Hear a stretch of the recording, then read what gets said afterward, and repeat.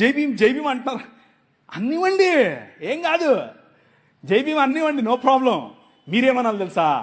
జై భీమ్కు పైన కూడా ఉన్నాడు నా రాజు, మై కింగ్ అని చెప్పండి. ఆ భీమును నిలబెట్టింది నీ రాజు. ఆ డాక్టర్ బాబాసాహెబ్ అంబేద్కర్ గారు కొలంబియా యూనివర్సిటీకి వెళ్ళినప్పుడు బైబిల్ స్టడీస్ అటెండ్ అయ్యేవారు.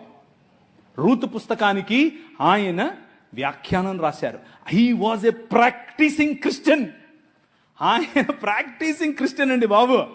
ఆయన ఒకరోజు 3 లక్షల మందితో కలిసి నేను బాప్టిజం తీసుకుంటాను అని చెప్పి ముందుకు వచ్చి మన మెథడిస్ట్ సంఘంలో ఉన్నటువంటి బిషప్ గారికి చెప్తే, బిషప్ గారు దానికి కావలసినటువంటి పనులన్నీ, వసతులన్నీ ఏర్పాటు చేసుకునే క్రమంలో నెహ్రూ గారు ఫోన్ చేసి ఏంటండి మీరు ఇలా చేస్తున్నారంట, ఇలా చేస్తే మీకు ఈ పొలిటికల్ అపోజిషన్ ఎక్కువైపోద్దని చెప్పైతే మనోళ్ళు మాకొద్దండి, మీరు పొలిటికల్ కన్వర్షన్ అంట మాకొద్దు అని చెప్పి నెహ్రూ గారి ఒత్తిడికి లొంగారు. ఒక పక్క ఇంకొక ఆయనేమో గోసి కట్టుకుని నిరాహార దీక్షకి వెళ్ళాడు. ఏమని, నువ్వు వెళ్తే ఏ మతానికైనా వెళ్ళు కానీ క్రైస్తవానికి వెళ్ళొద్దని. ఆయన నన్ను అత్తే నాకేంటి, నేను యేసు ప్రభువుని అనుసరిస్తా అని చెప్పాడు. ఎవరు? డాక్టర్ బాబాసాహెబ్ భీమ్రావ్ అంబేద్కర్. ఇది నేను కొత్తగా చెప్పేది కాదు, ఇది హిస్టరీ. This is history. ఆ జై భీమ్ వాళ్ళకి తెలియదు. చెప్పండి, వెళ్ళి ధైర్యంగా చెప్పండి. ఆయన మనము కాదంటే, మనము చీత్కరిస్తే, మేము మిమ్మల్ని ఆహ్వానించము అని చెబితే ఆయన అన్నాడు, నువ్వు ఓడరా నన్ను ఆహ్వానించేదే, నేనే కొత్త మతం పెడతానని చెప్పి బౌద్ధంలోకి వెళ్ళి బౌద్ధంలో కొత్త మతం స్థాపించాడు. ఆ మతం ఏంటనుకుంటున్నారు? క్రైస్తవమే.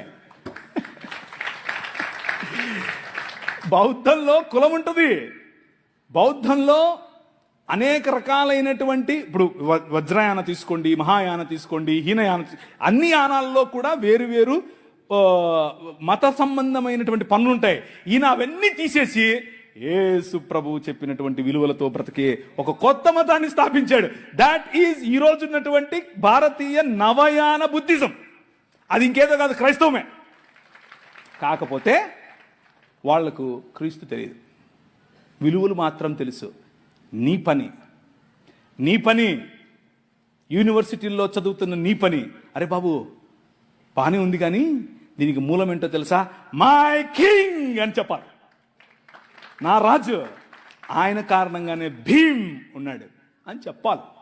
అది నీ పనే.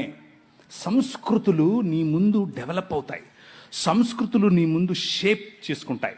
ఆ సంస్కృతులను చెరపట్టి క్రీస్తు పాదాల దగ్గరికి తీసుకొని రావటం నీ పని. 2 కొరింథీయులకు రాసిన పత్రిక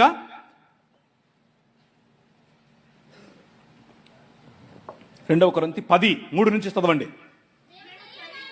మేము శరీరధారులమై నడుచుకొనుచున్నను, శరీర ప్రకారము యుద్ధము చేయము. కానీ నువ్వు ఒప్పుకున్నా ఒప్పుకోకపోయినా, నువ్వు యూనివర్సిటీలో ఉన్నా, నువ్వు ఇక్కడున్నా, నువ్వు రాజమండ్రిలో ఉన్నా, నువ్వు హైదరాబాద్లో ఉన్నా, నువ్వు ఢిల్లీలో ఉన్నా, నువ్వు షికాగోలో ఉన్నా, ఎక్కడున్నా సరే, you are in a war.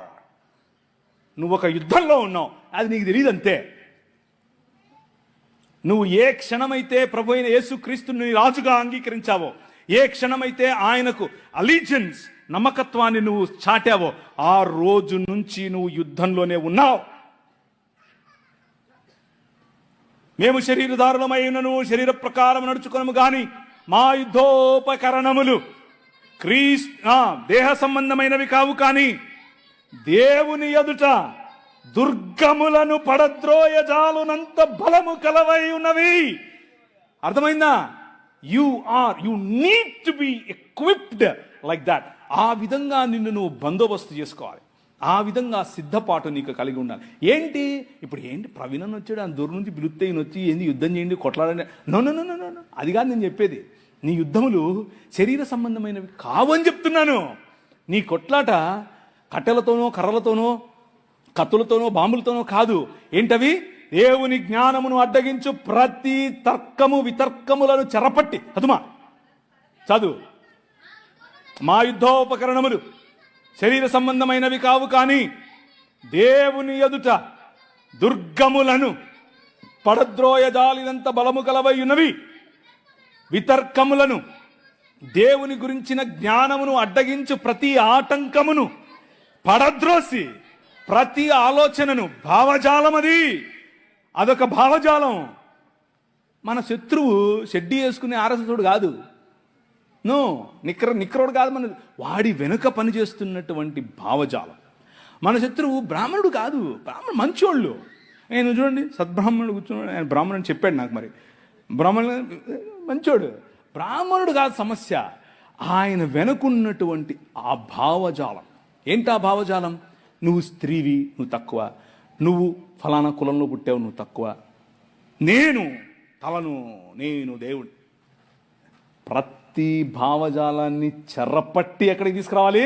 నీ రాజు కాళ్ళ దగ్గరికి తీసుకొని రావాలి. That is what you need to do. అది నువ్వు చేయాల్సిందే. హల్లెలూయా. నీ